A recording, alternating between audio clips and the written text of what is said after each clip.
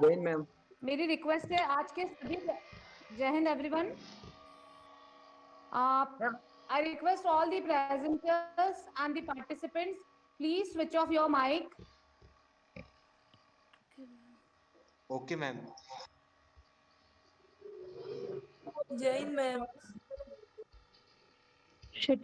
I hope you all are aware about the schedule. If you wanted to say anything, please raise your hand.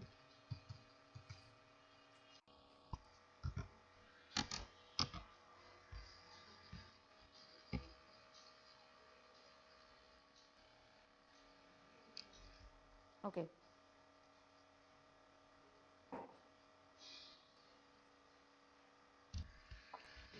So, welcome you all. We are having 135 participants only. So please confirm that your friends has login who are detailed for this particular camp.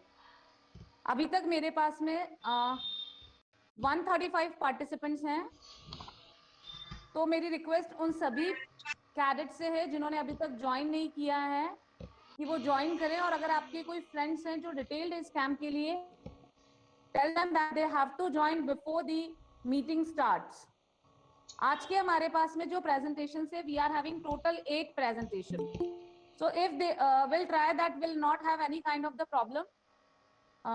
मैं request करूंगी हमारे जो ANOs हैं who are detail for this camp, आपके जो भी presentation है please ready with your presentation.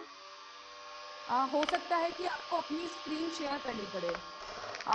जैसा हमने कल देखा है कि we are having the problem in network, so we cannot log with the voice, so the participants and the presenters must be ready कि आपका जो भी presentation है वो वहीं पर explain किया जा सके।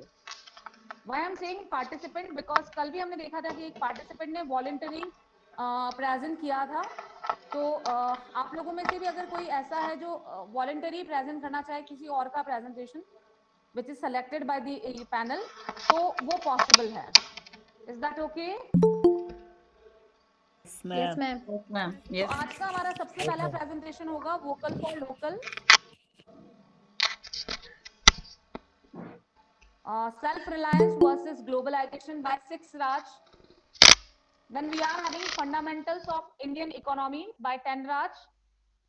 Third presentation, importance of agriculture in Indian economy by 2 Raj Artery. Then adequacy of infrastructure and resources, fourth presentation by 2 Raj R&B. Fifth presentation, surge in technology in manufacturing and service sector. So this is by the 2 Raj Engineering Company. Next presentation, role of education and skill development initiative by 5 Raj Girls Battalion. And we are having 7th presentation, that is Employee Air Squadron. And we are having the last presentation, that is by the 11 Dash Battalion, that is R&D and innovations under Anba. So I hope we will enjoy the session and will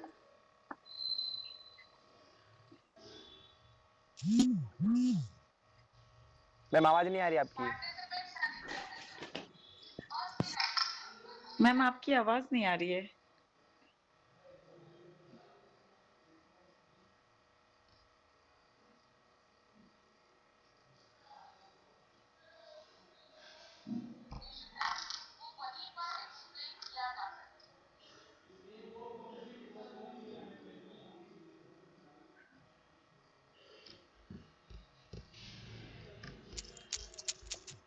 जय हिंद ma'am.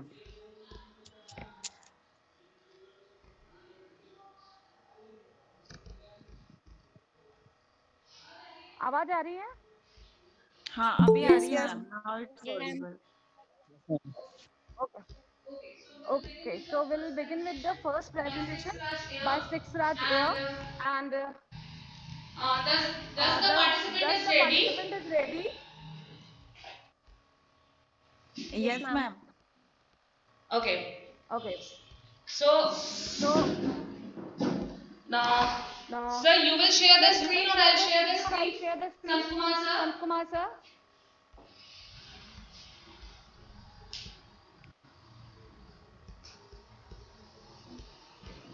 Hello. Hello, ma'am. Our cadet will share the screen and she will present, ma'am. Yes, ma'am. Ma'am, the participant will, the cadet itself will present it by sharing her screen, ma'am.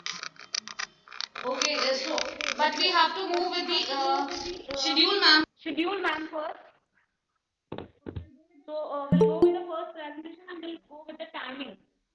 Yes, ma'am, that is only vocal for local, self-reliance reliance versus globalization.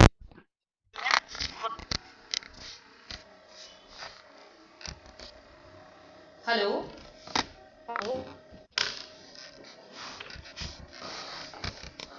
Yes, ma'am.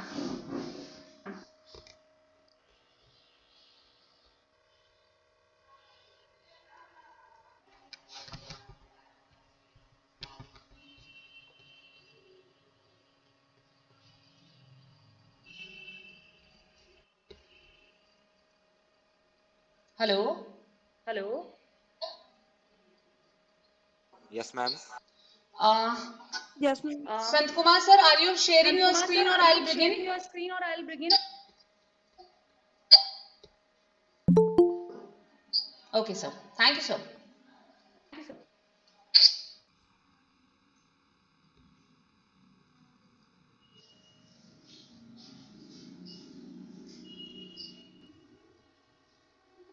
Ma'am, am I audible? Yes, dear. Can I start my presentation? Yes, please. Is the screen visible? Yeah. Okay. A very pleasant morning to everyone present here, respected ANOs, and all my co-cadets participating in this e-camp.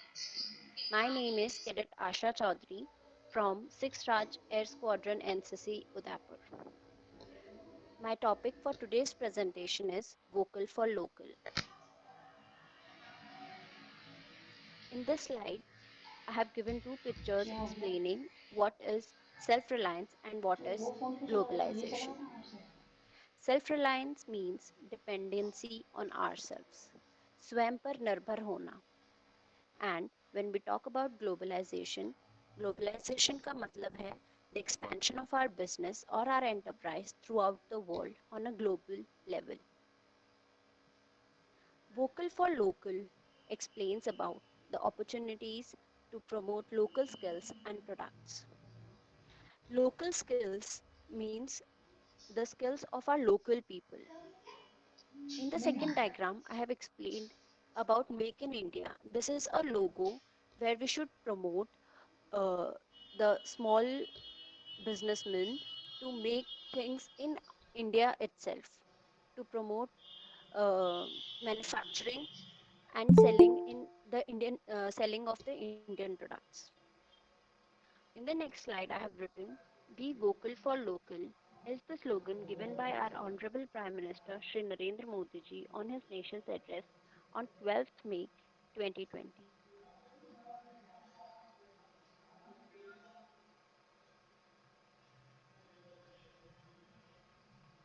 Uh, Sorry for the interruption.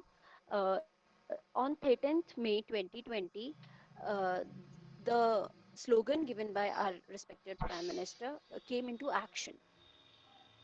On his address, he appealed to the citizens to adopt and promote the local brands in our surroundings in every possible sector like food, textile, household utilities, etc. इस corona काल के अंदर हम लोगों ने through the media काफ़ी सारी चीज़ें देखी कि Okay. जो मिडिल क्लास फैमिलीज़ हैं वो बहुत ज़्यादा अफेक्ट हुई हैं, जो लेबरर्स हैं उनसे उनका एम्प्लॉयमेंट छीना गया है और भी बहुत सारी चीज़ें जो हमारे कंट्री ने फेस करी हैं. ये सारी चीज़ें हमने इस जो ये मुश्किल टाइम था इसमें देखी. तो इन सब चीज़ों को देखते हुए ये अपील करी गई थी कि हमें हमारा जो लोकल मार्केट है उसे इंक्रीज करना चाहिए सो दैट लोकल मार्केट से हम क्या समझते हैं कि जो हमारी सराउंडिंग्स हैं वहीं पर हमें सारी चीज़ें मिल जाएं, वहीं पर चीज़ें मैन्युफैक्चर भी हो रही हैं, वहीं चीज़ें डिमांड के अकॉर्डिंग सेल भी हो रही हैं.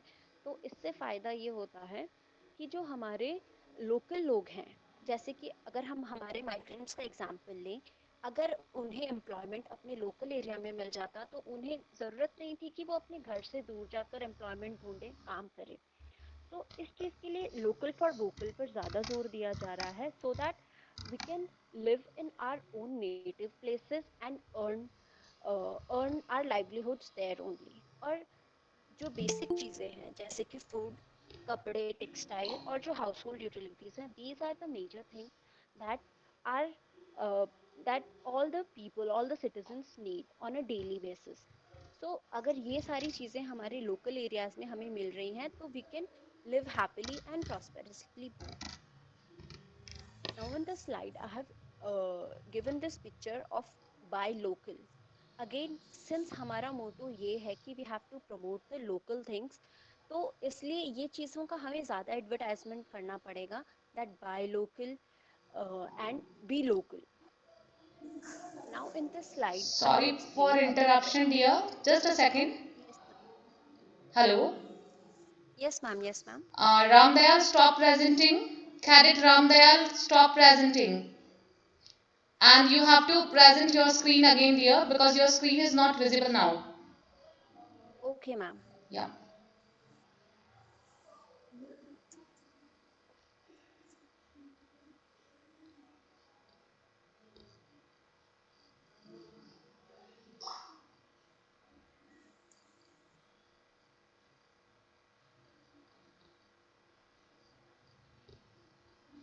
Ma'am, is it visible? No, dear, it's not visible now.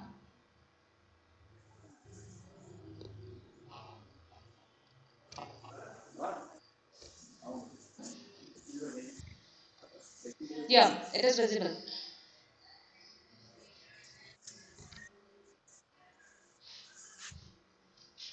So, is the slide visible?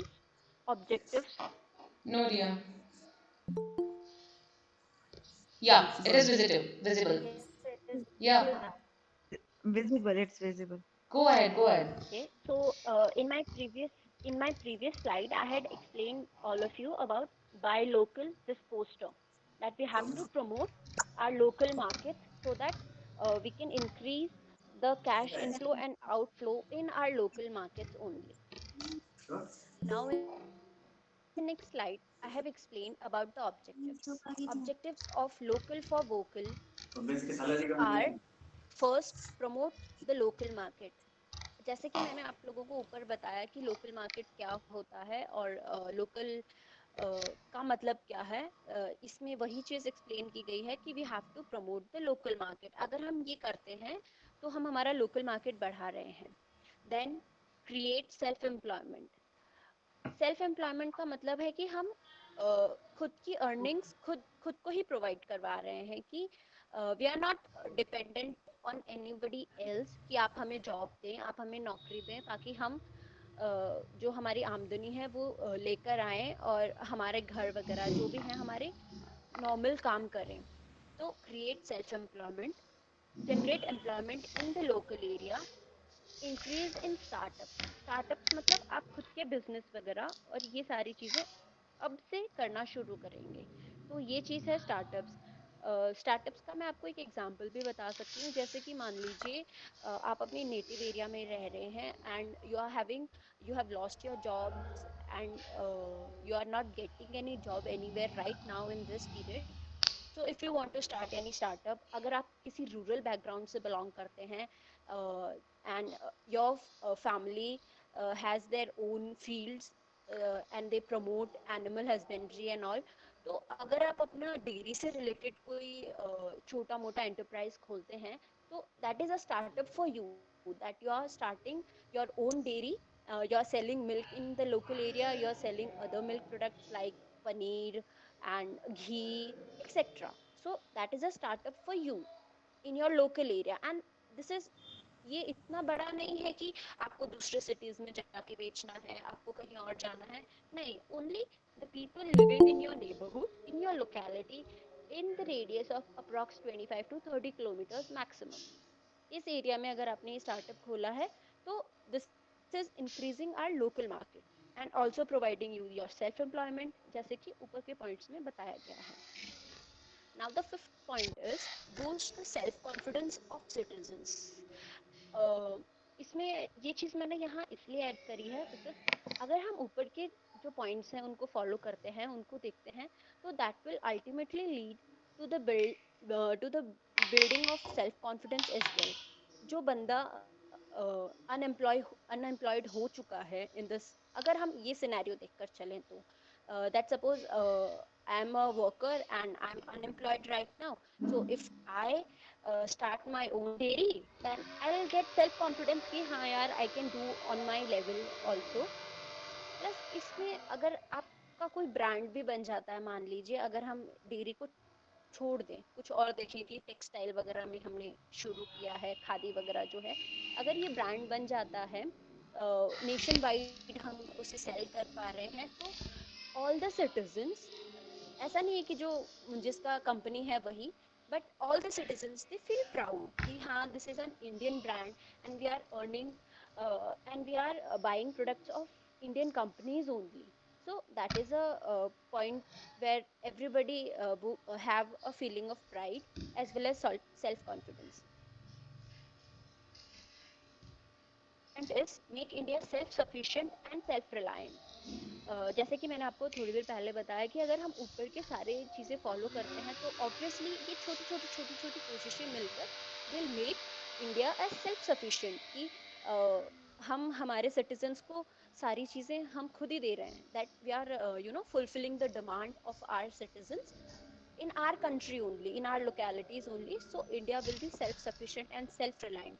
India को किसी और के ऊपर डिपेंड होने की जरूरत for more and more imports now. So ये चीज़ हमारे इंडिया को आत्मनिर्भर बनाएगा, जो कि हमारे कैंप का जो मेन थीम है कि विल बी आत्मनिर्भर. In the last point I have explained the economic progress. As all of you know that हम कुछ भी करते हैं तो that is only so that we want results, right? So अगर हम ये सारी चीज़ें फॉलो कर रहे हैं तो all these steps will collectively lead to the growth of our nation and economically will progress in this. So these are the objectives of our Atmanirbhar Bharat Abhiyan, or we can say the local for vocal slogan. Now in this slide I have shown this picture and this are इसको मैं थोड़ा सा आपको brief में समझाने की कोशिश करूंगी कि in this our respected Prime Minister Modi ji, he is standing, he is giving everybody the directions that he is firm on his decisions.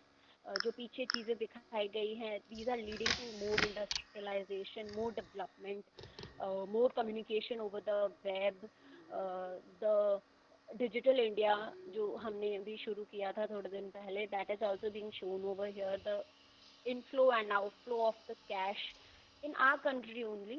So this is explaining about कि we are taking India from a developing country to a developed country. India is still a developing country. So after doing all these things will make India a developed country. Now in the next slide I have explained the indigenous brands of India. Indigenous का मतलब है जो चीज़ें यहीं की हैं, India की ही हैं और यहीं पे खुद की कंपनीज हैं, मतलब कि in this I have given many examples like Amul. आप लोगों ने ये सारे नाम आप लोगों ने सुन रखे होंगे. Amul groups in the dairy products, Parle, घड़ी घड़ी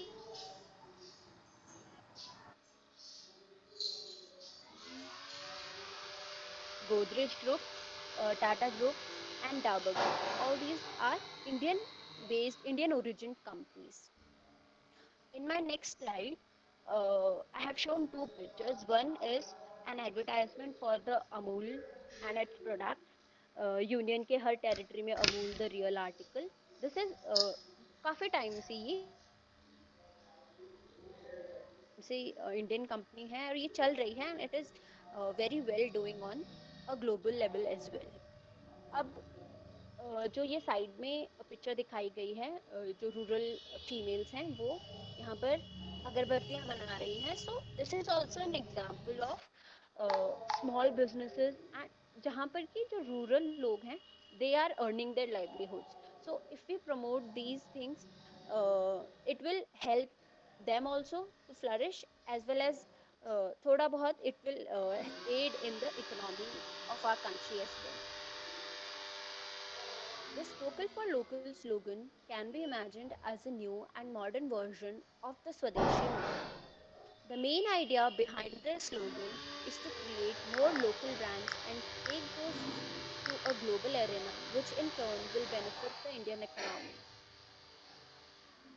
अब इस स्लाइड में मैंने आपको जो स्वदेशी और विदेशी प्रोडक्ट्स हैं उनके बीच में डिफरेंशिएट करके बताया गया है कि सिंस आर आत्मनिर्भर भारत अभियान जो है it is for Indian products to advertisement, उनका एडवर्टाइजमेंट अगर अपन करेंगे उनको बढ़ा, it is all about Indian Indian Indian and Indian things.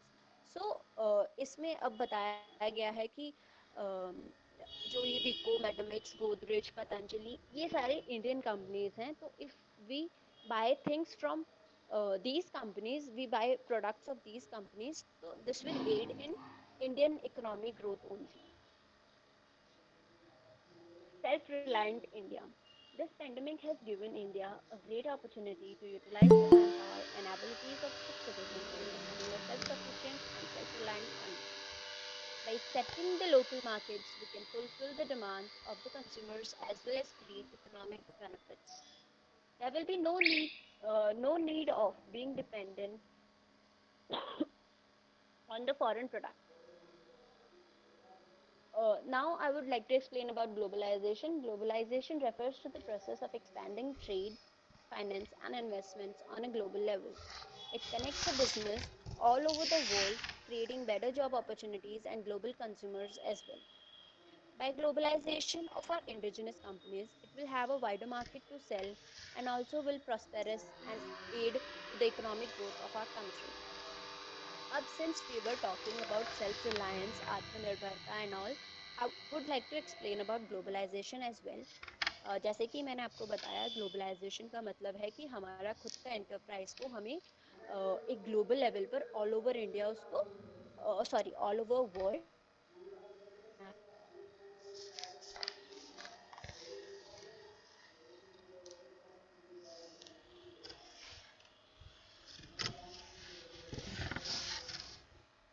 ही रह जाए.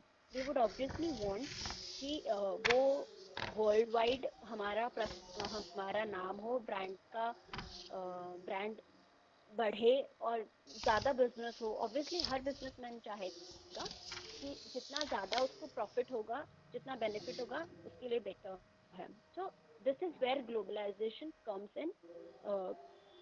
तो अगर जैसे कि ग्लोबलाइजेशन, वैसे तो मैंने आपको इसमें बताया ये सारा. ग्लोबलाइजेशन अगर हम कर रहे हैं तो ऑब्वियसली जो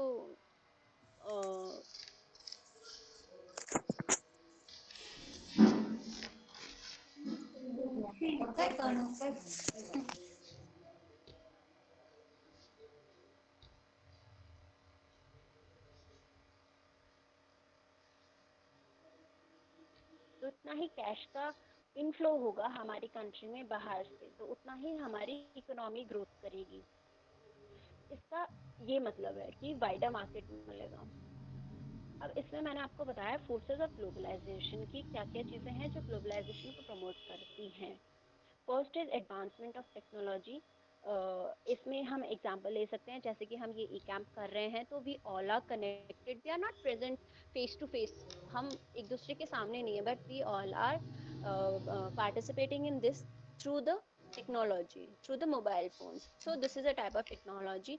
ऐसे ही बिजनेस जो है उसको अगर हमें अपना ग्लोबली बढ़ाना है, सो we take the help of internets, we take the help of apps and all these technologies only.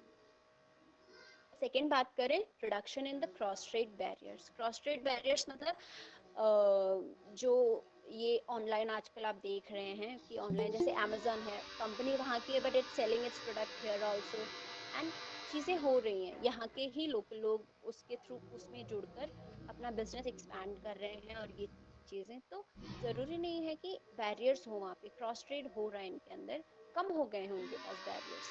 Now increase in the consumer demand. जैसे कि मैंने आपको बताया, सिंस वर्ल्ड वाइड है तो कंज्यूमर्स बढ़ेंगे, जितने ज़्यादा कंज्यूमर्स होंगे ऑब्वियसली डिमांड भी उतनी ही ज़्यादा होगी. So this demand, increase in the demand leads to globalization. And the fourth point is higher competition.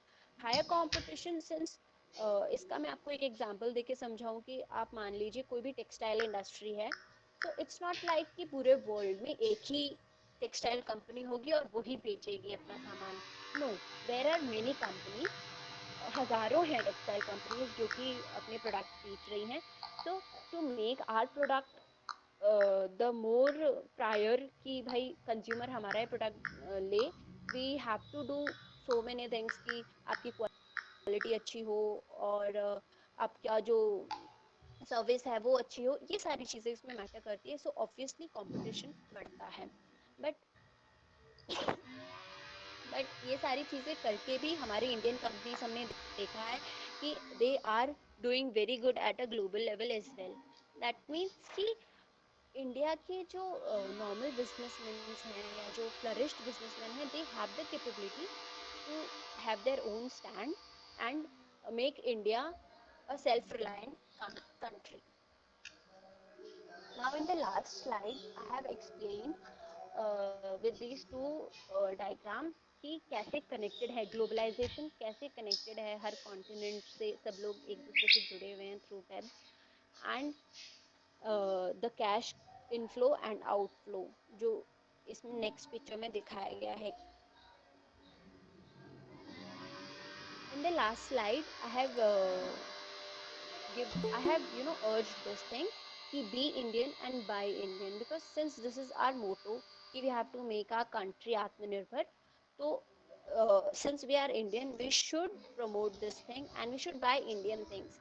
क्योंकि आप अगर एक इंडिविजुअल लेवल पर करेंगे तभी कोई चीज़ हम एक बड़े स्केल पर देख सकते हैं. Like we being the cadets of NCC, अगर हम इस चीज का प्रॉमिस लेते हैं कि we will buy something from our local market only, so we will promote this thing. अगर हम इस चीज की अवेयरनेस बढ़ाएंगे तभी थोड़ा थोड़ा कर कर this will we will achieve our target on a large scale. So I urge everybody participating in this e-camp to be Indian and buy Indian things and promote our local market. That's it. Thank you. Thank you, Asha. Very well presented. Thank you, ma'am. Anyone has any question? किसी का कोई question है? Okay. If you are having any question, you can put it in the chat box. We'll quickly move to the next presentation by the Tanraj Battalion. Aman sir, am I audible? Yes, ma'am. The cadet is ready with his presentation.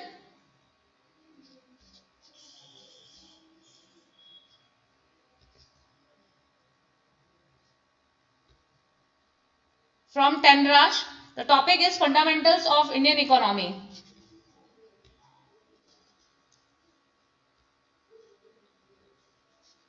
Hello.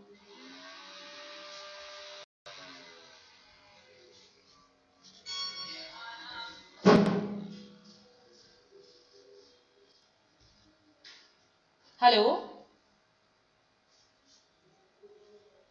You must. Yes, ma'am. The cadet is ready.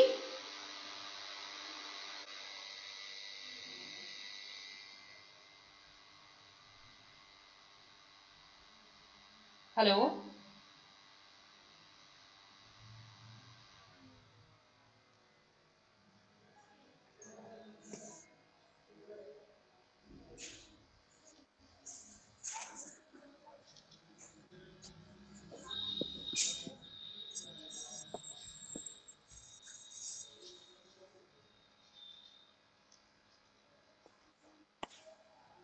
Yes, Hemang Vyas.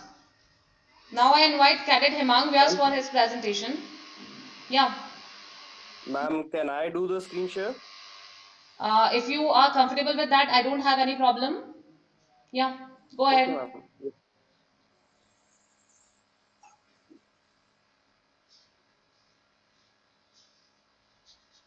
So I'll stop sharing.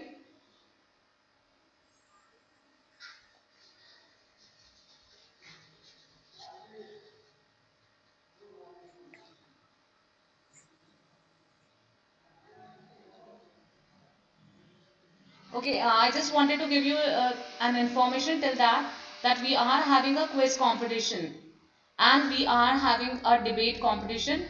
For the quiz competition, you all are requested to fill the form, and you will get only one chance to fill the form. And the question will be from these sessions we are having. So in the technical session, whatever the information you are getting, that will be the answer of the quiz. So please listen it carefully. And second thing, we'll have the debate. The topic of the debate is self-reliance versus globalization. So whosoever is interested, please forward your names. And over to Hemang Vyas. All the best, Cadet Hemang Vyas. Thank you, ma'am. Yeah. Good afternoon, ladies and gentlemen. The following slide presentation is presented and narrated by Cadet Hemang Vyas, 10 Rajasthan Battalion, MLV Shramjeevi College, Udaipur. Fundamentals of Indian economy. On the basis of timeline, Indian economy can be divided into 5 parts: ancient medieval era, Mughal era, British era, pre-liberalization era, post-liberalization era. So, ancient medieval era, इस era को हम लोग the golden period of India कहते हैं. यही reason था, ये time period था जिसके लिए हम कहते हैं कि सोने की चिड़िया था Bharat. Why? Because for continuous duration of nearly 1700 years, from the year 180, India was the topmost economy, constituting 35 to 40% of world GDP. The citizens of Indus Valley Civilization, a permanent settlement that flourished between 2800 BC and 1800 BC, practiced agriculture, domesticated animals, used uniform weights and measures, made tools and weapons, and traded with other cities. जो कि काफी modern एक modern practice होती है उस समय के हिसाब से. Evidence of well-planned streets, a drainage system, and water supply reveals their knowledge of urban planning, which included the first known urban sanitation systems and existence of a form of municipal government. The Mughal era. Mughal era. The Indian economy was large and prosperous under the Mughal Empire up until the 18th century. Sean Herkin estimates China and India may have accounted for 60 to 70% of world GDP in 17th century. The Mughal economy functioned on an elaborate system of coin currency. यानी ये लोग सिक्कों का use करते थे. यहाँ पर एक करेंसी एक प्रॉपर बन चुकी थी. पहले बार्टर सिस्टम फॉलो होता था जहां पर वो लोग गुड्स के एक्सचेंज पे चलते थे, जैसे तुमने वीट दे दिया और बदले में तुमने गोल्ड ले लिया, सो समथिंग लाइक दैट. और मुगल एरा के टाइम पे ये लोग कॉइन्स का यूज करना स्टार्ट कर चुके थे. So land revenue, trade, gold, silver, copper coins were issued by the royal mints, which function on the basis of free coinage. 64% of Indian workforce was in primary sector, including agriculture. बता दूं, primary sector, secondary sector, tertiary sector. These are 3 sectors of Indian economy, which I will explain further in the slides. Moving on, while 36% of workforce was in secondary, ये Mughal era के time पे 64% of the workforce was in primary sector, 36% was in secondary and tertiary sector, which is higher in Europe, where 65 to 90% was in agriculture, while 65 to 75% was in agriculture in 1750. So the contribution in agriculture, the employment was continuously decreasing with development. तो usually आप ये trend notice करेंगे कि जितनी भी developed economies होती है वहां पर टर्शियरी सेक्टर यानी सर्विसेज उनके ज्यादा एम्प्लॉयमेंट होते हैं, जबकि प्राइमरी सेक्टर में डेवलपिंग या अंडर डेवलप्ड कंट्रीज जो होती है, इकोनॉमीज होती है, वहां पे ज्यादा एम्प्लॉयमेंट होता है. This is a trend. अब ब्रिटिश एरा की बात करते हैं. India's share of world economy collapsed from 22.6% in 1700, almost equal to Europe's share of 23.3% at that time, to as low as 3.8% in 1952. Indeed, the beginning of 20th century, the brightest jewel in the British crown was the poorest country in the world in terms of per capita income. किसने बोला ये बात? Former Prime Minister Dr. Manmohan Singh. India's share of global industry output declined from 25% in 1750 down to 2% in 1900. At the same time, the United Kingdom's share of the world economy rose from 2.9% in 1700 up to 9% in 1870. इससे आप समझ सकते हैं trend कि कहाँ पे वो सारा पैसा जा रहा था, कहाँ वो सारी इकोनॉमी जा रही थी इंडिया से. So, India served both as a significant supplier of raw goods to British manufacturers and a large captive market for British manufactured goods. This was a tragic period in Indian history. Pre-liberalization era. अब independence मिल चुका है. So domestic policy tended towards protectionism. Protectionism क्या होता है? Protectionism एक ऐसी policy है जो अपनी कंट्री है तो उन्हें बचा के रखना है. So this is not something which आत्मनिर्भर भारत is based on. ये आप काफी सारी स्लाइड्स में अभी तक सुनते आए होंगे पिछले और आगे भी सुनेंगे. Protectionism was a different policy. वो कंपटीशन को रोकती थी जिससे ग्रोथ भी रुकता था. बट उस समय के हमारे लीडर्स को लगा कि प्रोटेक्शनिज्म एक अच्छी पॉलिसी रहेगी. सोवियत यूनियन में ये फॉलो होती थी. हमने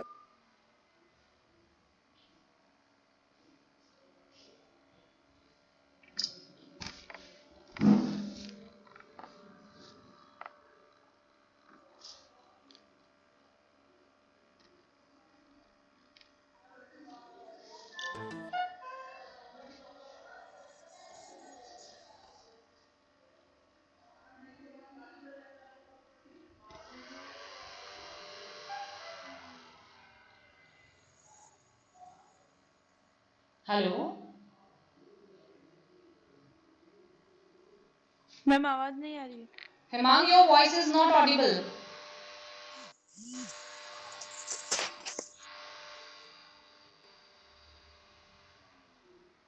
Is it audible right now? Yes, it is now. Okay, ma'am. Okay. Yes. So, there is a quotation. I cannot decide how much to borrow, what shares to issue, at what price, what wages and bonus to pay, and what dividend to give. I even need the government's permission for the salary I pay to a senior executive. Said by industrialist J.R.D. Tata in 1969. So, इस quotation से हम समझ सकते हैं कितना ज़्यादा एक control था कंपनीज के ऊपर. तो जब हमारी खुद की कंपनीज के ऊपर इतना ज़्यादा गवर्नमेंट कंट्रोल होगा तो बाहर से फॉरेन इन्वेस्टमेंट या फॉरेन कंपनीज वो सब क्यों आएंगे? ये काफी बड़ा प्रॉब्लम हो चुका था. उस वक्त लगा था कि ये एक अच्छा होगा, एक अच्छी पॉलिसी होगी, but it wasn't working out. So 1991 में कुछ बड़ा हुआ. Post liberalisation period. 1991 में Narasimha Rao government including the finance minister doctor Manmohan Singh initiated economic reforms. The reforms did away with license raj, reduced tariff, interest rate, and ended many public monopolies, allowing automatic approval of foreign direct investment in many sectors. By the turn of 21st century, India had progressed towards a free market economy. अब कोई भी आ सकता था. With a substantial reduction in state control of the economy and increased financial liberalization. This has been accompanied by the increases in life expectancy, literacy rate, food security, although urban residents have been benefited more than the rural residents. तो यानी improvement हुआ है, but एक थोड़ा सा gap आ चुका है rural India और urban India में, जिसे हमें fill करना है.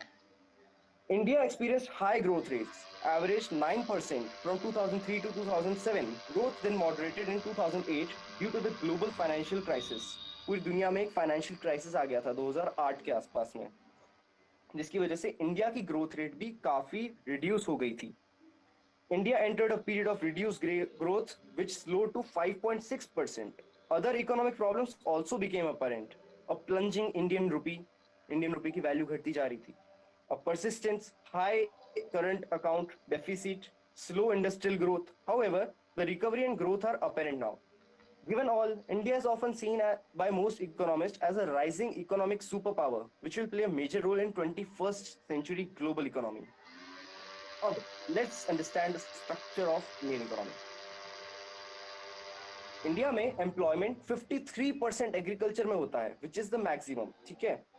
And agriculture comes under the primary sector. मैंने थोड़े समय पहले आपको बताया था primary sector, secondary sector, tertiary sector.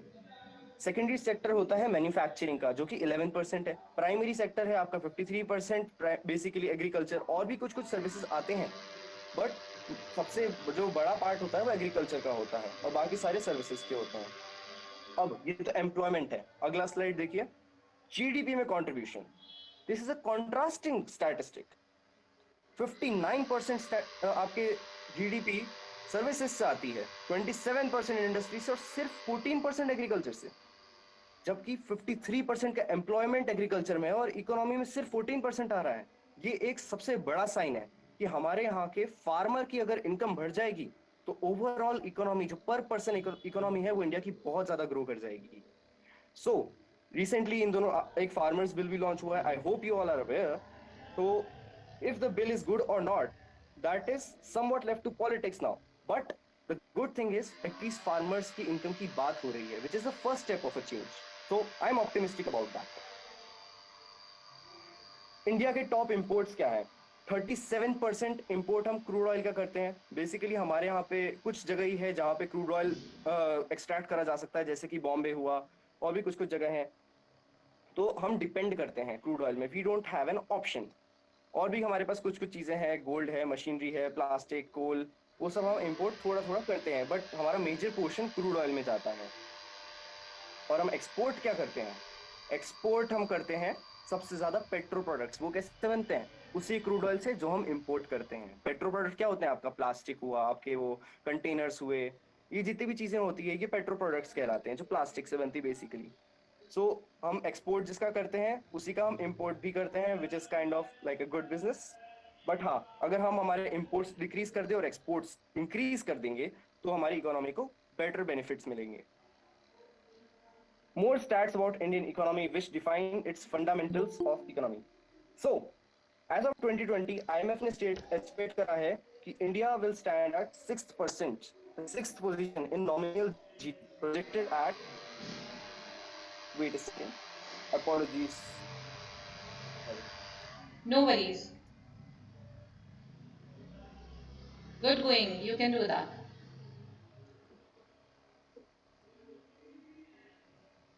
There is some network problem. I will. Okay, I can play for you. I will get back to in 1 minute. Okay. I request all the participants that please get ready with your presentations.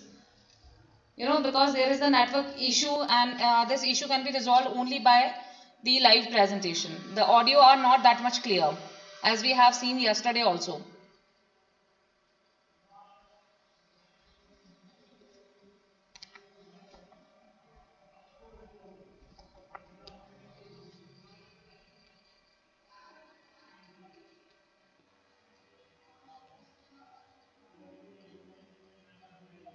Okay, and the issue is resolved. Okay, carry on.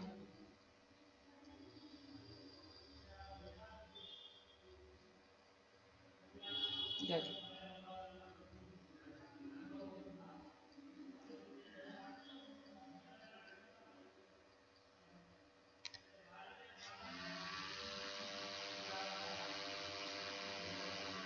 Yes.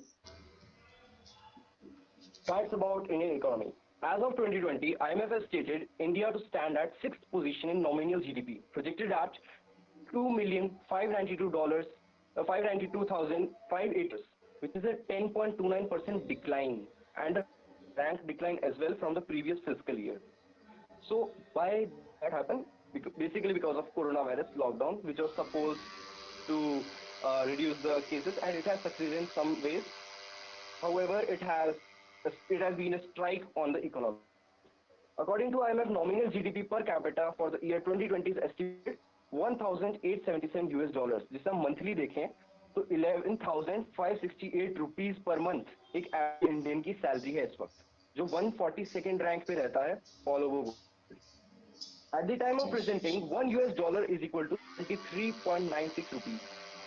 Fiscal deficit, ये term आप काफी ज्यादा बार सुने होंगे इन presentations में और आगे भी सुनेंगे, जिसे कहते हैं राजकोषीय घाटा. फाइनेंशियल डेफिसिट होता क्या है? It occurs due to an increase in government expenditure और डिक्रीज इन रेवेन्यू अर्न, जो कि कोरोना वायरस के टाइम पे भी काफी ज्यादा हुआ है और यूजुअली भी ये चला रहता है. It is a continuous cycle. So estimated fiscal deficit for the year 2019-20 is 7.03 lakh crore. Unemployment refers to the share of the labor force that is without work but available for and seeking unemployment. Indian unemployment rate for 2019 was 0.36%, which is a 0.03% increase. This percentage is expected to have increased because of COVID-19 pandemic by now. Problems ahead of Indian economy. Economic disparities, यानी income का जो gap होता है, अमीर अमीर होता जा रहा है, गरीब गरीब होता जा रहा है. That's what they say. So poverty rates in India's poorest states are 3 to 4 times higher than those in the more advanced states. while India's average annual per capita income was 1,410 US dollars in 2011, placing it among the poorest of the world's middle income countries. It was just $436 in Uttar Pradesh, which has more people than Brazil, and only $294 in Bihar, one of India's poorest states. ये एक statement है जो world bank ने 2013 में India के लिए दी थी. Illiteracy. India has made progress in increasing the primary education attendance rate and expanding literacy to approximately three-fourths of the population. India's literacy rate had grown from 52.2% in 1991 to 74.04% in 2011, which is a remarkable achievement. The right to education at elementary has been made one of the fundamental rights under 86th Amendment of 2002. The legislation has been enacted to further objective of providing free education to all children. कि under 3 आपने पढ़ा भी होगा इस बारे में कि अगर कोई चाइल्ड है जो 16 इयर्स या उससे छोटा है, he or she has a right to education. You cannot deny that child the right to education legally in India. However, the literacy rate of 74% is lower than worldwide average, and the country suffers the dropout rate. Literacy rates and educational opportunities vary by region, gender, urban and rural areas, and among different social groups. यानी drop out rate का काफी बड़ा issue है, जैसे कि 12th पास कर ली, फिर कुछ लोग होते हैं जो कि बीच में ड्रॉप आउट करना पड़ता है कुछ मजबूरियों की वजह से, किसी के घर में कोई अर्निंग वाला नहीं है, he has to do business, उसे फार्मिंग करनी पड़े, कुछ भी हो सकता है, मे बी उसे बैचलर्स के बाद पड़े. फाइनेंशियल रीजन ही मोस्टली इसका रीजन होते हैं, बाकी कई बार दूसरे रीजन भी हो सकते हैं. Corruption. Corruption has been a pervasive problem in India. A 2005 study by Transparency International found that more than half of those surveyed had first-hand experience of paying a bribe or paying influence to get a job done in public office in the previous year. A follow-up study in 2008 found this rate to be 40%. In 2011, TI ranked India at 25th place among the 183 countries in perceived levels of public sector corruption. By 2016, India saw a reduction in corruption and its ranking improved to 79th place. Well, we are doing better, but there's a long way to go. Lack of infrastructure. Infrastructure क्या होता है? It is a set of fundamental facilities and systems that support the sustainable functionality of households and firms, serving a city or other areas, including services and facilities necessary for its economic function. Basically, एक ऐसा system हम बना के दे देते हैं जिससे public और private sector दोनों ठीक से function कर सकें. While proposed plans for development on infrastructure, and we have come very far. India still lacks proper infrastructure to provide an optimal environment for proper functioning of all the sectors. The new challenge, COVID-19. During COVID-19 pandemic, the numerous rating agencies downgraded India's GDP predictions for the fiscal year 2021 to negative figures, signaling a recession in India, the most severe since 1979. At the time giving this presentation, that is 1 December 2020, India has officially entered into recession, along with multiple. All the best. Thank you, ma'am. Cadet Push. Yes, ma'am. Pushp Jodha. Yeah. Good afternoon, everyone. Today, I Cadet Pushp Jodha from DAV College, Ajmer, Unit 2 Raj RTBT is here with my presentation on the topic Importance of Agriculture in Indian Economy. Let's start with a quotation by our first Prime Minister Jawaharlal Nehru that everything else can wait but not agriculture. It means that during the first 5-year plan, his first motto was to develop our country and the basis was agriculture. But it is uh, said that it was not fulfilled in first 5-year plan. Now, let us know what is agriculture. Agriculture is science and art of growing plant and other crops and raising animals for food, other human needs, or economic gain. In the next slide, let's have introduction that how much percent of agriculture is giving in our national income. Agriculture is backbone of our Indian economy. It plays a vital role in Indian economy. Over 70% of the rural households depend on agriculture. Agriculture is an important sector of Indian economy as it contributes about 17% of the total GDP and provides employment to over 60% of the population. This sector provides approximately 52% of the total number of jobs available in India. One of the fact is that agriculture is the only mean of living for almost two-thirds of the employed class in India. Now, let us know about the role of agriculture in our economy. First is share in national income. Second is largest employment providing sector. Third is contribution to capital formation. Fourth is providing raw material to industries. And the last one is market for industrial products. Now, we will have brief about these role. First is agriculture influence on national income. Agriculture contributes about 70% of the total GDP. Then second is the agriculture sector is at the third spot and contributes about 17% of the Indian GDP. The second one is largest employment providing sector. In India, at least two-thirds of the working population on their living are living through the agriculture works in India, and other sectors have failed generate much of employment opportunity to the growing working population. The third role is contribution to the capital formation. Agriculture sector provides funds for capital formation in many ways. There is general agreement on the necessity capital formation. Since agriculture happens to the largest industry in developing country like India, it can and must play an important role in pushing up the rate of capital formation. It is fails to do so, the whole process economic development will suffer a setback. The fourth one is providing raw material to industries. Industries are also dependent on agriculture for the supply of raw material. Agriculture supplies raw material to various agro-based industries like sugar mills, cotton textile, and vanaspati industries. Food processing industries are similarly dependent on agriculture. Therefore, the development of these industries is dependent on agriculture. And the last one is market for industrial product. Increase in the rural purchase power is very necessary for industrial development. It has two-thirds of the Indian population live in villages. After green revolution, the purchasing power of the large farmer increased due to the green revolution and hence income and negligence tax burden. Now, what are the importance of Indian agriculture in our economy? As earlier I said, the role of in agriculture in our economy, that now it is importance. First is influence on internal and external trade and commerce. Second is contribution to government budget.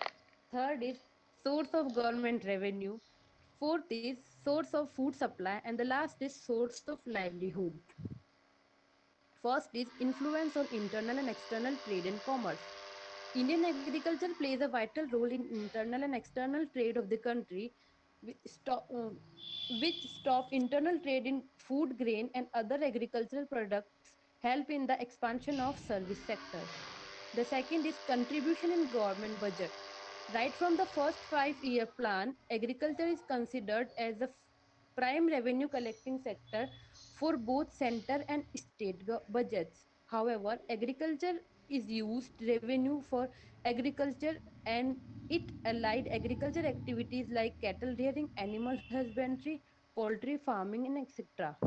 The third is source of government revenue. Central and state government of country and significant revenue from the agriculture sector will stop the rising of land revenue contribution toward the substantial income. The fourth is source of livelihood. Over two-thirds of the working population is living on agriculture, and about 57% of the working population is engaged in agriculture. The fifth one is source of food supply. Agricultural products are the major source of food supply for huge population of our country. As per certain estimate, it forms about 60% of the household consumption. Now, let us know about what problems our Indian agriculture is facing from last decades. The first is land ownership and real farmers. Due to the zamindari system in India, the ownership of land was in hands of the landlords, mahajans, etc. Due to this, the productivity of the agricultural through through land reforms, setting up of irrigation facilities, and other means of landowners. There was no incentive to increase. This happened due to unsecurity tenancy right. In such a situation, productivity could not be increased only through technology improvements. Land reform became necessary to increase productivity. The second problem is monsoon dependence. Indian agricultural production is susceptible to monsoon. The arrival of monsoon at the right time means a good harvest. If monsoon does not come at right time, crop production is severely affected. Indian agriculture sector depends on monsoon has increased due to excessive emphasis on large irrigation facilities and minor irrigation facilities. The third one is population pressure. After independence, India's population has grown at a rapid pace. At the same time, the pressure of population on the land has increased continuously. Despite bringing new land under agriculture after independence, per capita agriculture land has decreased in the last years. The fourth is nature of soil. Type of soils, there are many types of soils which are found in India which are generally fertilized, but due to the continuous agriculture but due to the continuous growing of plants on the field, the fertility of the land has decreased. The scientific methods such as nitrogen fixation were not adapted to maintain the soil fertility. The fifth is lack of agriculture facilities. Against the backdrop of low agricultural productivity in India, lack of agricultural facilities is also an important reason. The farmer do not have sufficient marketing and credit facilities, due to which they are neither able to make the necessary investment nor can sell their products at a right time. Now these were the drawbacks. Now let us know that which major seed production state of in means let us know that which state produced which maximum crop. This is a map showing all these things. Now the next slide is showing that in which state the major crops are produced. Like rice, it mostly grows in West Bengal, Uttar Pradesh and Andhra Pradesh. Maize in Madhya Pradesh, Uttar Pradesh and Punjab. Gram in Andhra Pradesh, Rajasthan, Karnataka. Millet in Rajasthan, Maharashtra and Gujarat. Now, here it shows that what all our government has done for the farmers, as well as how our PM Narendra Modi started new schemes for the farmer, for the upliftment of the farmers and agriculture. The important government schemes in agriculture. The first one is PM Kisan scheme. Pradhan Mantri Kisan Samman Nidhi Yojana is an initiative of the government where it the 120 million it gives 120 millions for small and marginal farmers of India with less than 2 hectare of land holding will get up to rupees 6000 per year as a minimum income support. PM Kisan scheme has become operational since 1 December 2018. The second one is Pradhan Mantri Kisan Mandan Yojana. Prime Minister Narendra Modi launched a pension scheme for small and marginal farmers of India. Last September, under PM Kisan Mandan scheme, about 5 crore marginalized farmers will get a minimum pension of rupees 3000 per month. The third one is Pradhan Mantri Fasal Bima Yojana. The Pradhan Mantri Fasal Bima Yojana is an acute arrear premium based scheme where farmer has to pay maximum premium of 2% of Kharif, 1.5% of Rabi food and oilseed crops, and 5% for annual commercial or horticulture crops. And the remaining part of the equatorial or by did premium is equally shared by the central and state government. The fourth one is Kisan Credit Card Scheme. Kisan Credit Card Scheme is yet another important government scheme that provides farmers with timely access to credit. Kisan Credit Scheme was introduced in 1998 to provide short-term formal credit for the farmers. The last one is National Agriculture Market. National Agriculture Market gives an e-marketing platform. Hello यार Hello. तुझे कुछ अच्छी चीज सुना रहा हूँ सुन के तेरी Yes, sir. तो आज Nobody क्या is. बता अब Om Prakash, please switch off your mic. Ma'am, am I audible? Yeah, dear. Please be continue. The fifth one is National Agriculture Market. National Agriculture Market gives an e-marketing platform at the national level and support creation of infrastructure to enable a marketing. This new marketing process is revolutionizing agriculture. Market by guaranteeing better price discovering it brings in transparency and competition to enable cultivators to get improved remuneration for their produce, moving towards one nation, one market. Thank you. I hope you would like my presentation. Jai Hind, Jai Bharat. Thank you, Pushp Jodha. It was very good, very brief, and time bounded. So, anybody has any question? Thank you, ma'am. Okay. I request again to all the cadets, it is live on the YouTube, so please maintain the grace.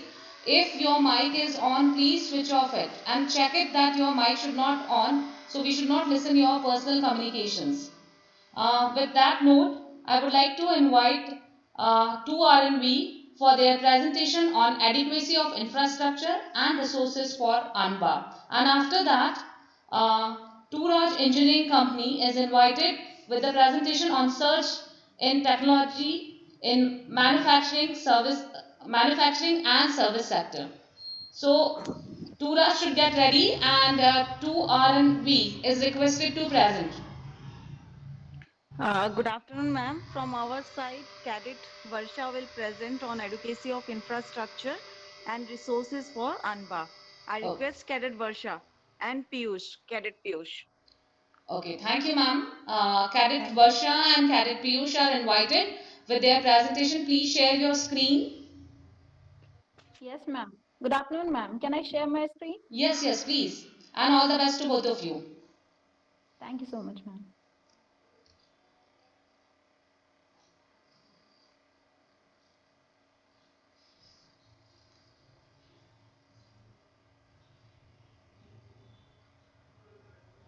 Ma'am, is it visible? Yes, dear. Okay.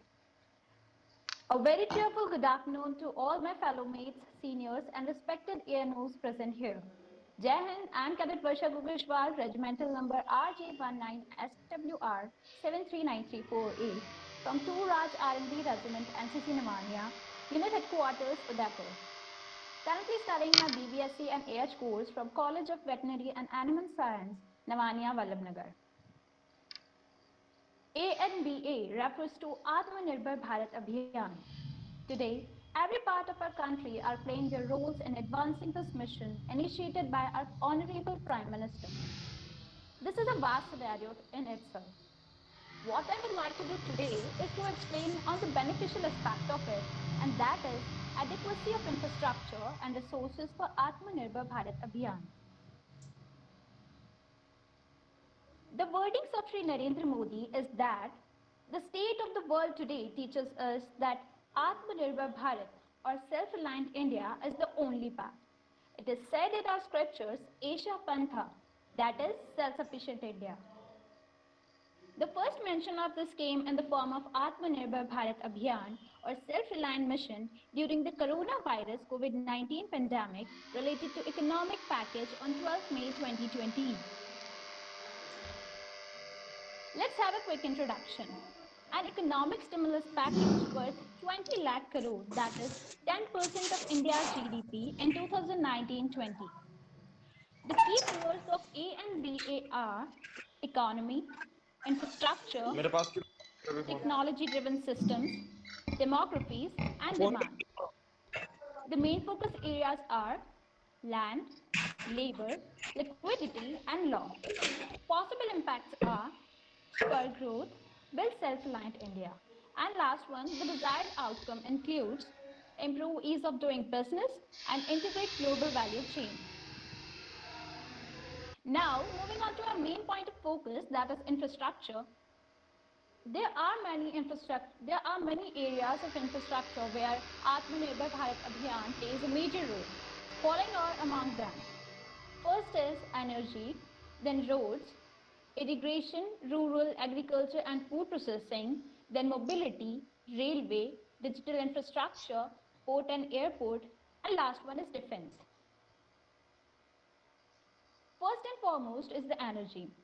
The Government of India had on 30th May 2020 decided to make an infusion of liquidity of rupees 90,000 crore through Power Finance Corporation (PFC) and Rural Electrification Corporation (REC) as a part of the Atmanirbhar Bharat Abhiyan.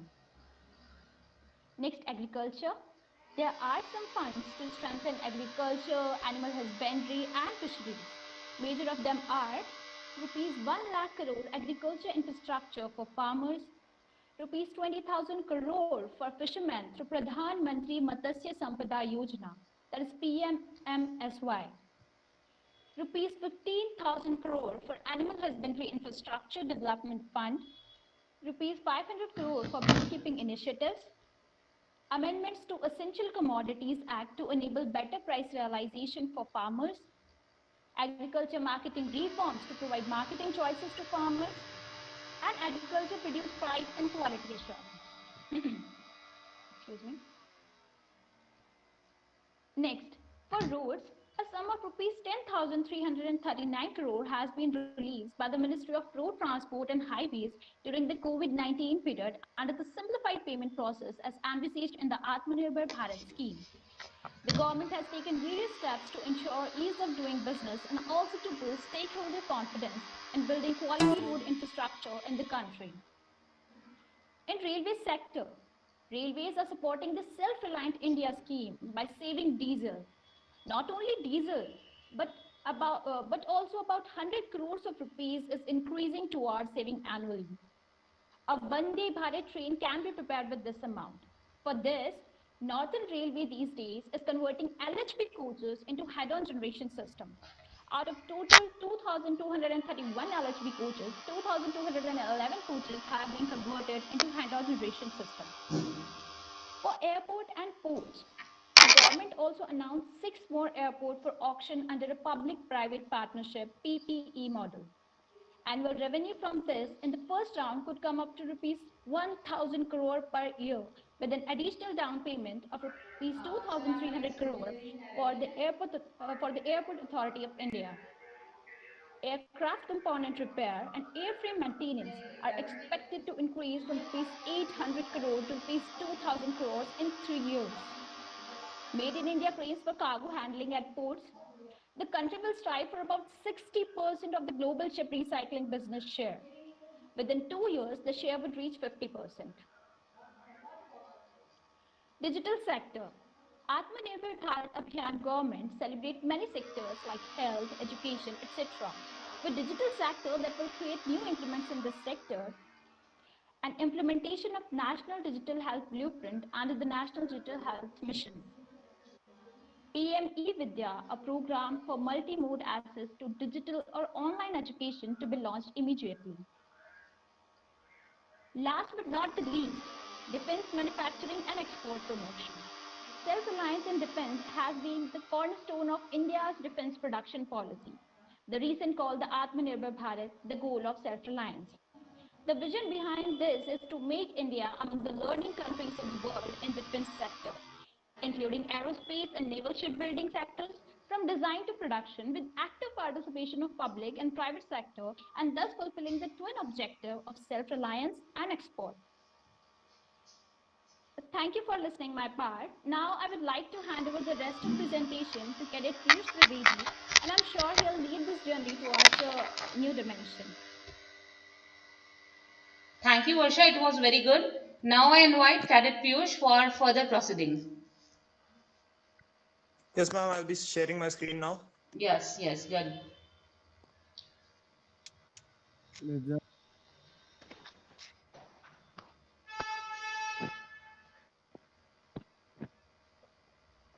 Is it visible?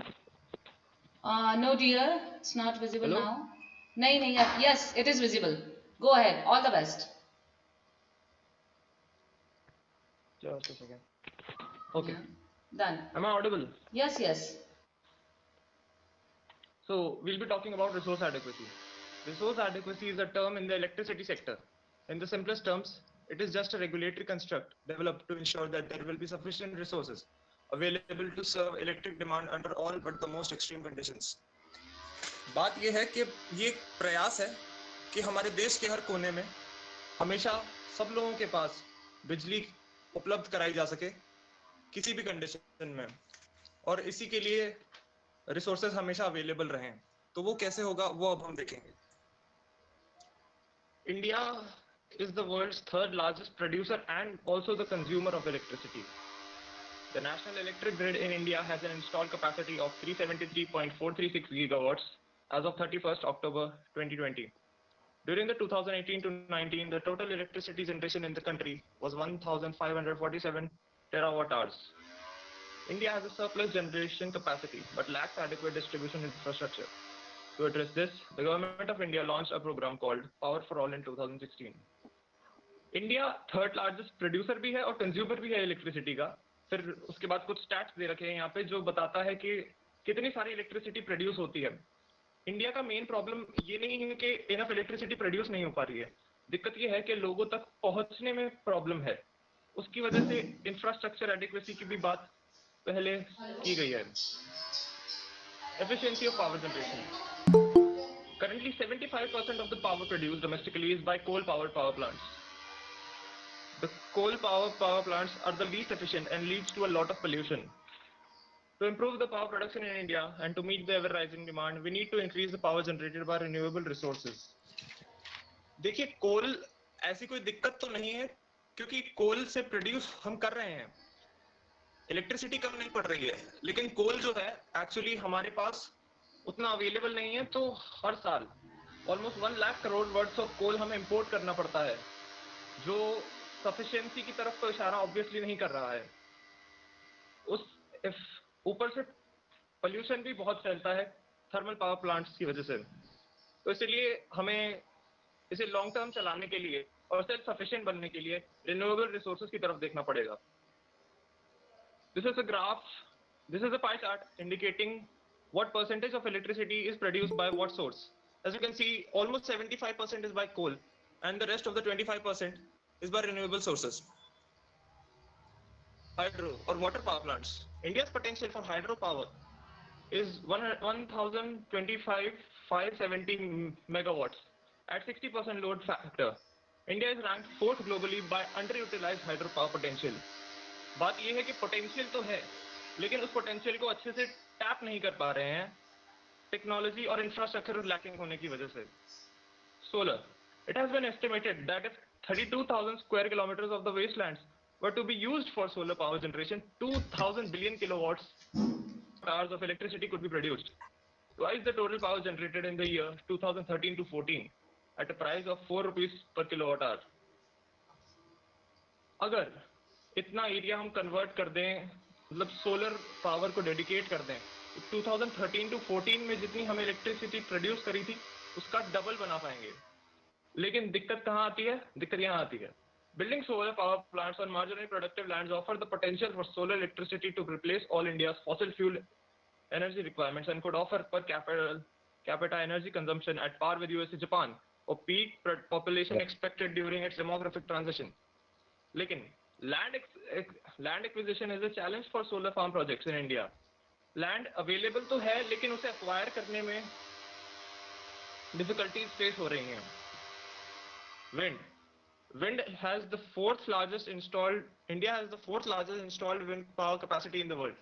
In 2015 to 16, wind power accounted for 8.5% of India's total installed power capacity and 2.5% of the country's power output.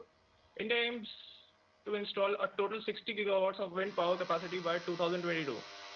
The wind power tariff of around 2.5 Indian rupees per kilowatt hour is the cheapest of all the power generating sources in India.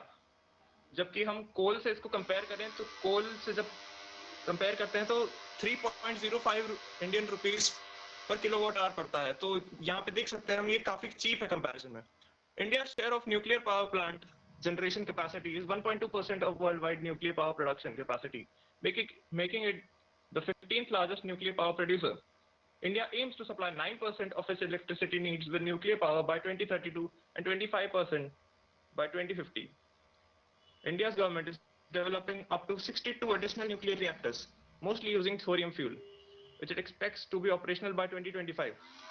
Nuclear power में भी potential बहुत है, लेकिन जैसा कि आपको पता है कि न्यूक्लियर पावर के साथ साथ और भी रिस्क आते हैं कि उसका वेस्ट कैसे डिस्पोज किया जाएगा, तो उसके लिए भी इंफ्रास्ट्रक्चर वगैरह जब डेवलप किया जाएगा तो उस एरिया को और एक्सप्लोर किया जा सकता है, उसे और एफिशिएंट तरह से और ज्यादा रिन्यूएबल तरह से इंडिया एनर्जी प्रोड्यूस कर पाएगा और सप्लाई कर पाएगा।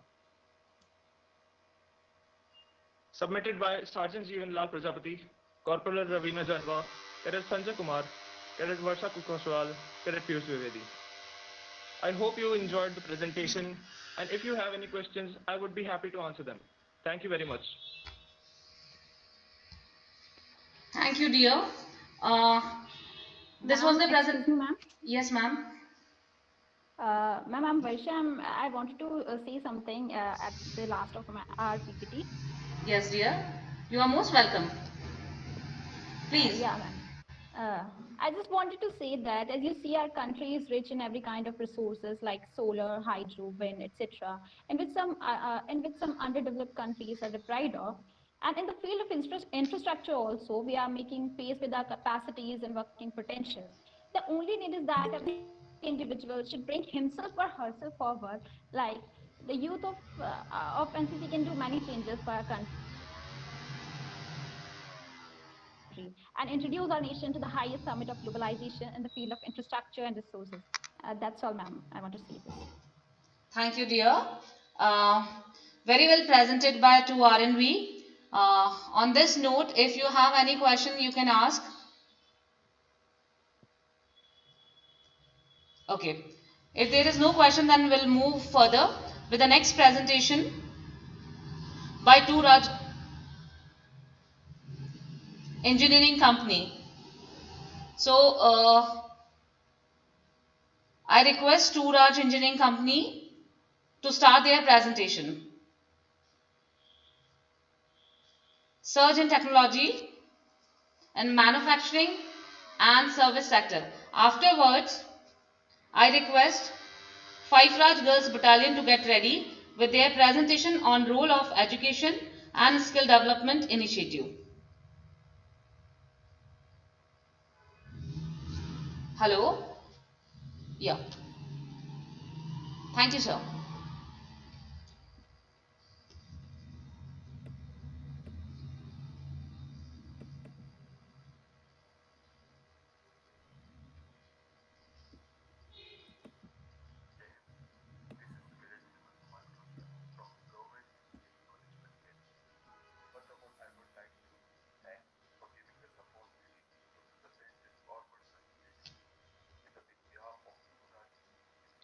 Sir, screen is not visible. Yes, screen is not visible, ma'am. No, sir. And your audio is not clear.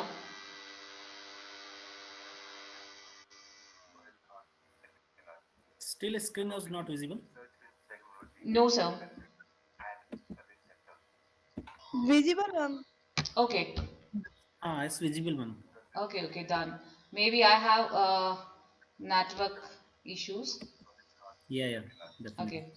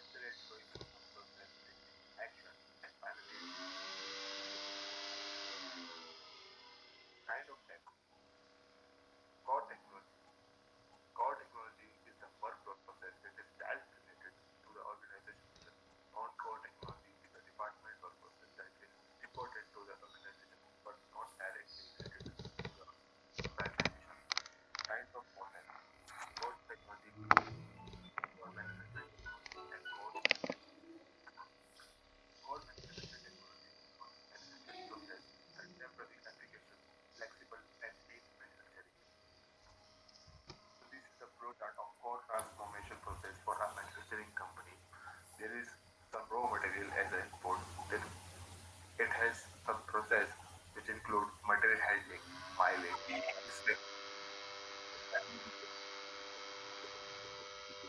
different organizations are included in the process. It can be human resources, accounting, research and development, and marketing. Flexible manufacturing system.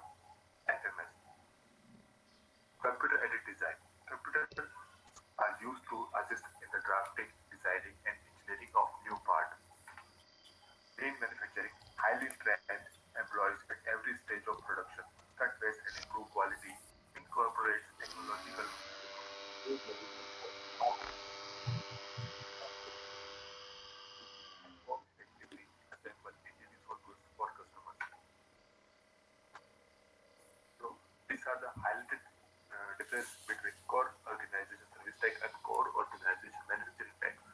Core organization service tech is knowledge intensive, highly direct interaction with customers. Quality of service cannot be measured. Rapid response to customers located where customer want. Whereas, on the other hand, direct customer quality is measurable. Time response is longer, is acceptable, located where company think it have to. Non-core department technology. Every department in an organization has a production process, variety, frequency of unexpected and novel development. Like ability to apply routine versus non-routine dimensions, engineering technologies, and craft technology. Strategy, technology, and performance. Strategy, structure, and technology need to be aligned. Successful firms have complementary structures and technologies. Failing to adopt a new technology or failing to rely strategy can lead to poor performance. Managers should always remember their tech and HR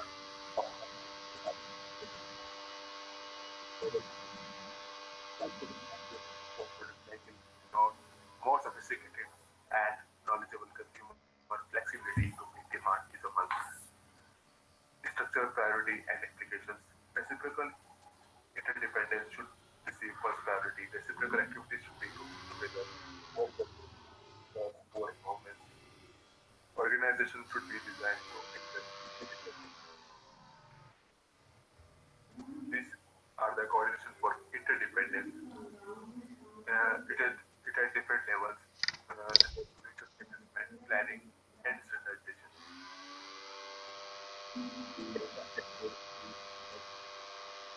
Technology impacts on job design and socio-technical systems. It includes job design, job simplification, job rotation, job enrichment, job enlargement. Socio the social system and the technical system are interconnected with each other. The social system, individual and team behavior, organization, team culture, management practices, leadership style,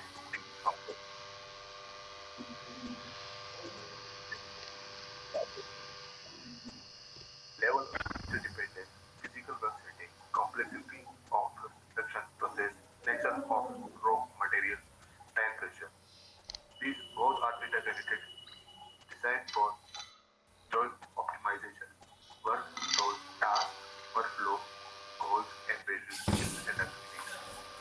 Design essentials. Key research notes that technology and structure can be co-aligned. Service technology differs in a systematic way from manufacturing technologies. It is important to apply the correct management system to a department. Interdependence among department detects the amount of communication and coordination required in design. New technologies are emerging to make organizations a happier place to work. Socio-technical system theory attempts to design systems that meet technical and human aspects. That's all. Thank you. Jay. Thank you, sir. Okay, thank you, ma'am. It was good presentation, and I hope we all are benefited by the presentation. Anyone has any question?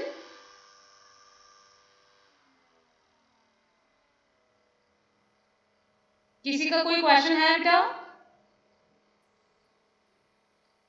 No, ma'am. Okay, so we'll go further with the next presentation, and that presentation by the 5 Rush Girls Battalion, Udaipur, role of education and skill development initiative. So I request Yashika and her group members to present the presentation.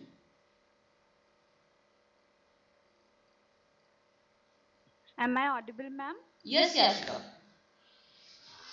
Okay. All the best. Here is. Thank you so much, ma'am. Will you present or I will start the presentation? Screen sharing. Ma'am, you start the presentation, please. Okay, I'll start the sharing. Just wait for a moment. Yeah, sure, ma'am.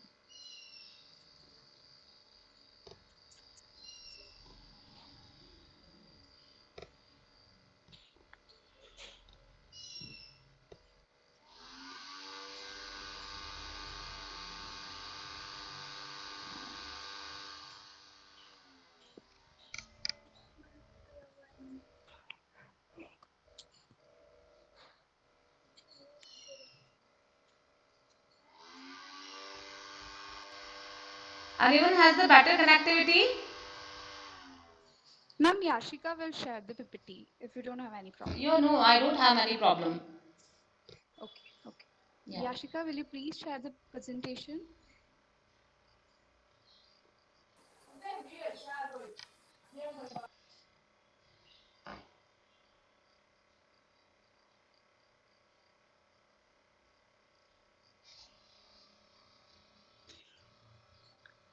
Jai Hind.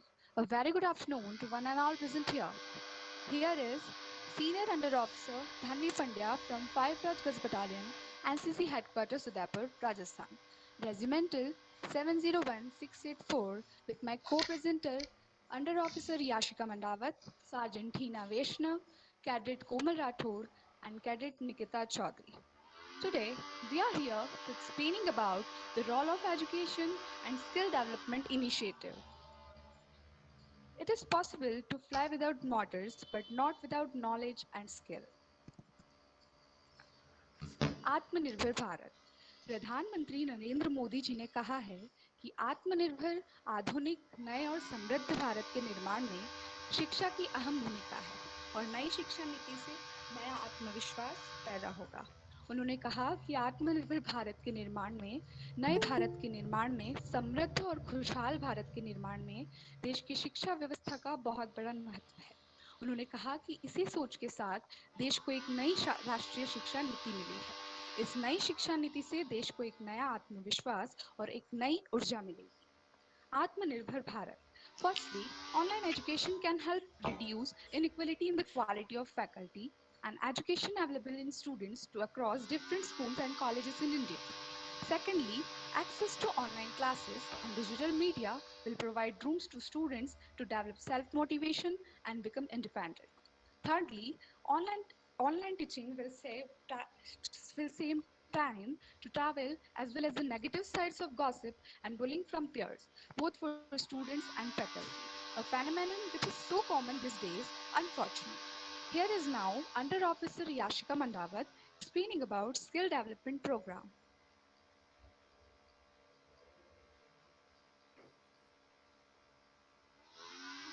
Jai Hind to all. As the topic is role of education and skill development initiatives, शिक्षा और कौशल विकास की पहल भूमिका. So, what is skill development program? कौशल विकास कार्यक्रम क्या है? Skill development is the process of identifying your skill gaps and developing and owning these skills.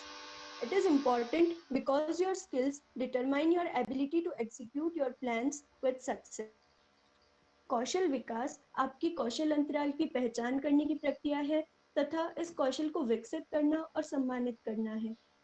यह महत्वपूर्ण है क्योंकि आपका कौशल आपकी योजनाओं को सफलता के साथ निष्पादित करने की आपकी क्षमता को निर्धारित करता है। What is skill development in education? शिक्षा में कौशल विकास क्या है? What is life skills education? Activities like critical thinking, creative art and craft work, decision making, problem solving, and ability to collaborate and communicate with a sense of responsibility towards personal as well as society at large to contribute good citizenship comes under life skill.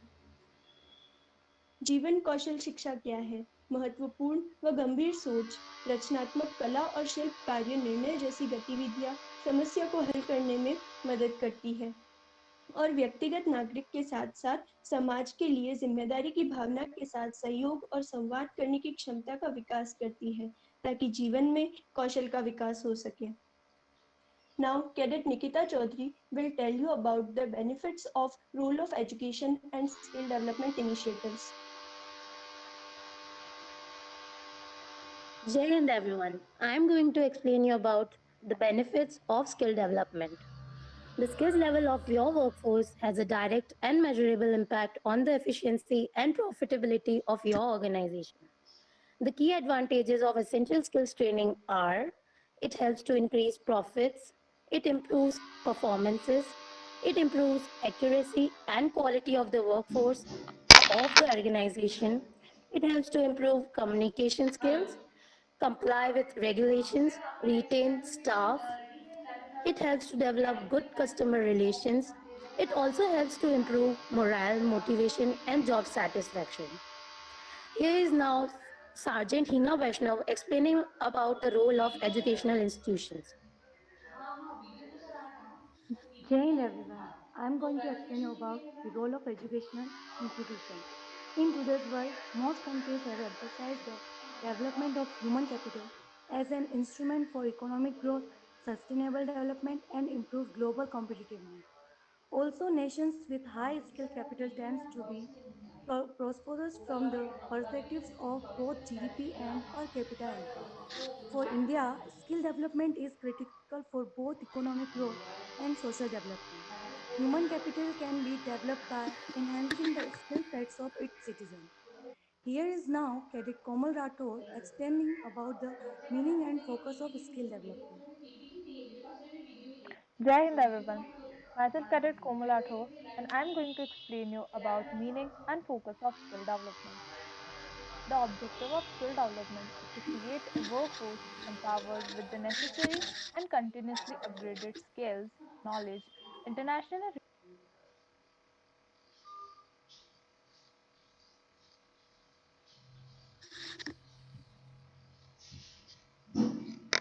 Komal, your voice is not audible.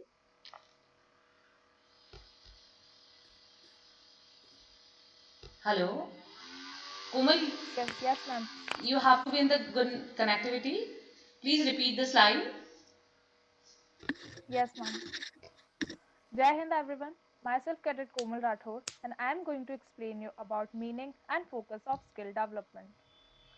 The objective of skill development is to create a workforce empowered with the necessary and continuously upgraded skills, knowledge, and internationally recognized qualification to gain access to decent employments and ensure India's competitiveness in the dynamic global market.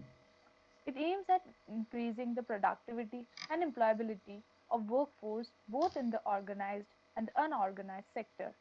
It seeks increased participation of youth, women, disabled, and other disadvantaged sections and to synergize effort of various sectors and reform the present system with the enhanced capability to adapt to changing technologies and labor market demand.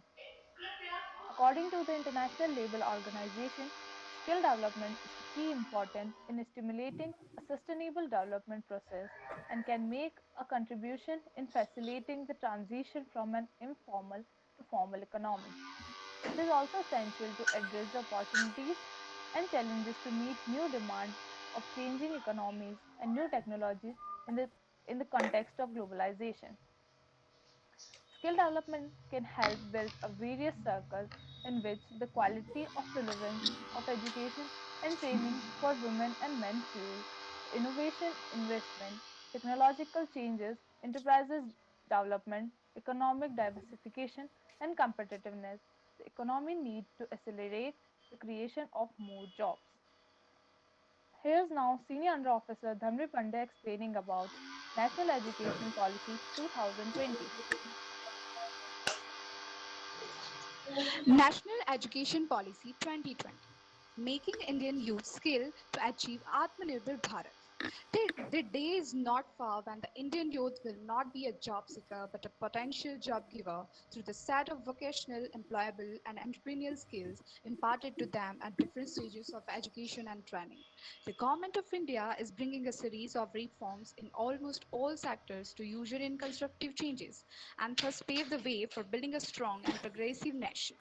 Education being one such sector has seen remarkable development in the past few years.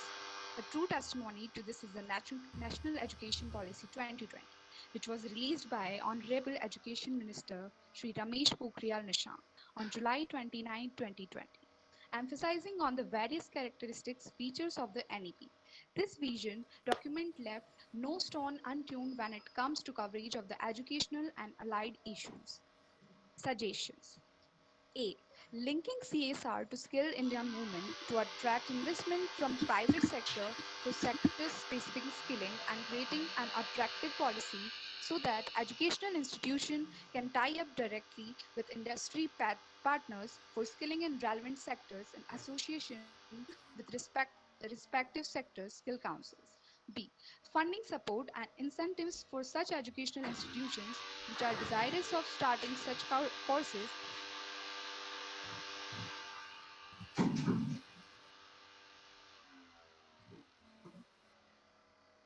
Dhanvidi, you are not audible now.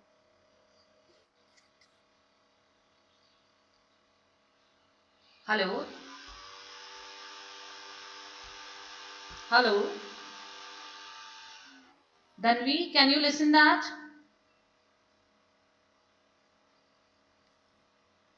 Okay, Yashika, you can take over because she is having the network problem.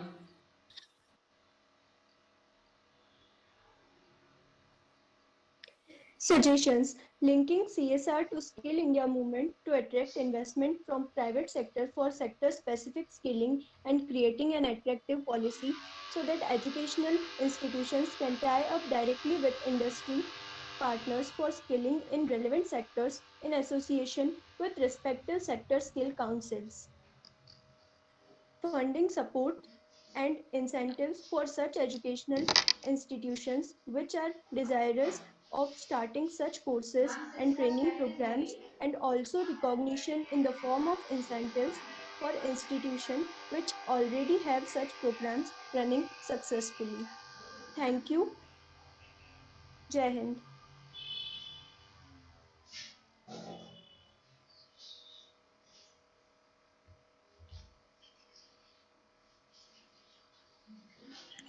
Sorry for interruption, ma'am.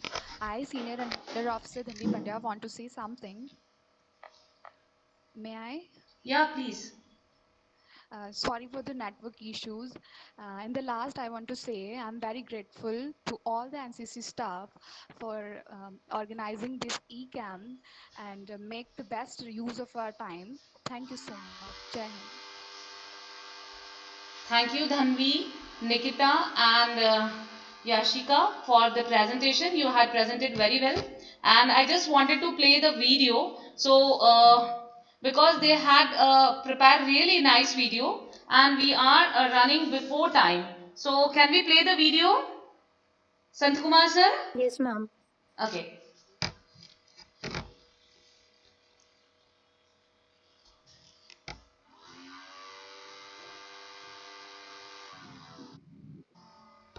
Ma'am अगर नमन है तो वो उसको present करेगा नमन. Okay, sir. Does Naman is there, or we'll play the video at the end? Naman from 11 Raj.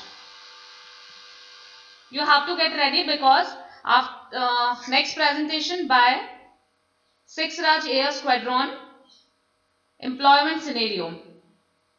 So 6 Raj should get prepared. I'll play the video prepared by the 5 Raj, and afterwards the last presentation by 11 Raj. Naman, please join that. And if you are not there, please let me know so I can do something else. Okay, maybe there is the network issue. So we'll go with the presentation by the cadets of 5 Raj. Or Sanjeev ma'am, if the cadet of 6 Yes. Raj is ready, then we'll go with the presentation of 6 Raj. Ma'am, 6 Raj are ready, ma'am. We can start with them. Okay, ma'am. Thank you so much. Thank you very much, ma'am. Yeah. Ma'am Yes, please. Ma'am जो रोहित जो present करने वाला था उसके कुछ issue आ रहा है तो मैं प्रेजेंट कर सकता हूँ क्या? Yeah, sure, you can. Anybody can Okay. present because it will improve your skill, and we NCC are committed to change the personality of the cadets. And it is really good thing that we are working as a team. If somebody is not available, if somebody is having network problem, then we have to go and we have to present. So it's a platform for Okay. everyone. Okay, ma'am. I'm Okay. presenting. Yeah, okay. So first we'll go with the presentation of 6 Raj. Will you share your screen or I have to share? Ma'am मैं share कर रहा हूँ. Okay, good. All the best, dear. What's your good name? Ma'am Kapish Vaishnav. Okay. Cadet Kapish Vaishnav. So, best of luck, Cadet Kapish. Thank you, ma'am. Ma'am, it's visible? Yes, dear. Okay, ma'am. So topic is employment scenario. Introduction. Employment. It refers to a situation when a person is able to earn his livelihood either through self employment or by working as a wage employment. Meaning of private sector. Private sector. Private sector is the organization which is owned, managed, and controlled by private individuals or private institutions. Maximization of profit is main motto of private sector. Now, public sector. A public enterprise is an organization which is owned by public authorities, including central, state, or local authorities, to an extent of 50% or more. It is established for achievement of a defined set of public purpose which may be multidimensional. Now, benefits and limitations in public sector. Benefits helps in rapid economic growth, promote redistribution of income, create employment, promote balanced regional development. Now limitations. Economic inefficiency, ineffectiveness in provision of goods and services, rapid expansion of bureaucracy, pressure on government. Now benefits and limitation in private sector. Benefits reduce political interference, provide adequate competition, generate cash, reduce the concentration of economic power. Now limitations. Emphasis on non-priority industries, emergence of monopoly, power and concentration, industrial disputes, industrial sickness. Now, what is current India's current employment scenario? A minimum of 8 million new job seekers enter the job market every year. In 2017, only 5.5 million have been created, and the situation is worsening. The unemployment rate is the highest in 45 years now. The Indian youth has been affected the most, with the unemployment rate reaching 34% among the 20 to 24-year-olds in the first quarter of 2019. It stands close to 38% among the urban lot, according to the CMIE, Center for Monitoring Indian Economy. According to the last 2018 Periodic Labor Force Survey (PLFS), the unemployment rate among the urban 15 to 29-year-olds was 23.7%. Now, what causes this? The root cause of unemployment and underemployment prevailing in the developing nations such as India is lack of the stock of physical capitals using which the growing labor force is employed. Due to the lack of physical capital, it has not been possible to absorb the growing labor force in productive employment. The result has been the emergence of long-term or chronic unemployment apart from the enough low rate of capital formation as compared to the growth in labor force. The usage of capital-intensive techniques in the industries mostly imported from the Western nations like US is another crucial factor impacting the unemployment in developing nations such as India. Moreover, in agriculture, despite the existence of enough labor, reckless mechanisms of variety of agricultural operations has decreased the employment opportunities in agriculture. Another crucial reason of rural unemployment existing in the developing nations such as India is the extremely unequal distribution of land so that several agricultural households have no legit access to land for the production and self-employment in agriculture. Deficiency of infrastructure such as roads, power, telecommunications, highways, irrigation, facilities in agriculture is also responsible for the existence of huge unemployment in India. Adequate availability of infrastructure is a great obstacle for the generation of opportunities for productive employment. Growth of employment in India, a case of jobless growth, is a crucial objective of planning in India, and it has been to generate enough employment opportunities not only to provide jobs to the backlog of unemployment, but also to the new annual additions to the labor force. The much lower growth of employment opportunities is due to the fact that the employment elasticity of output growth in the organized private sector has significantly reduced in the recent years as a result of increase in capital intensity. It means less people have been able to participate in and benefit from the growth process in the organized sector in the post reform period. Now, what is the government's skilling plan? The government assumed that the above problem was because the trained youth were not well trained enough. Hence came the Skill India program to train a minimum of 300 million skilled people by the year 2022.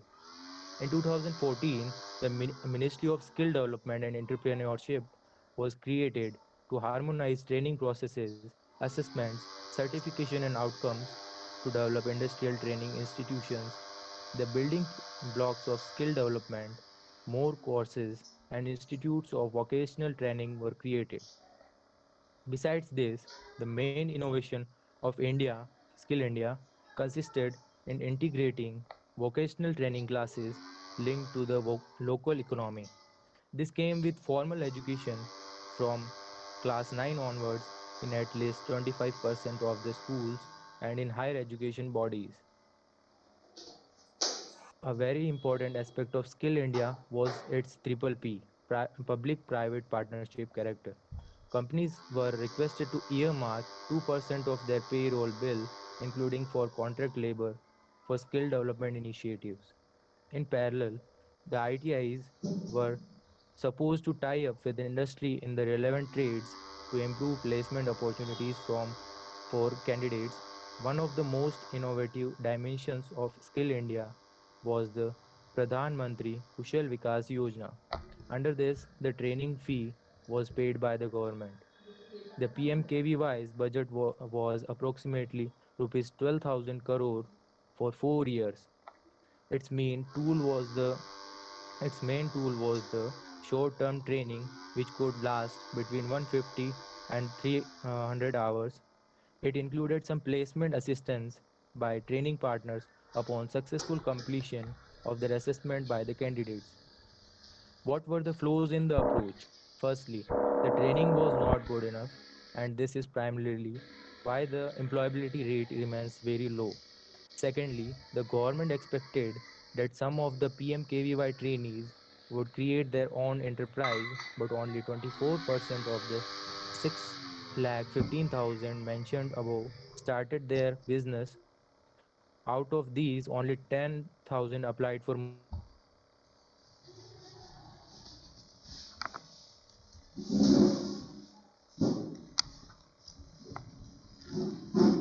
Representative of the lack of appetite of industrialists and SMEs for recruiting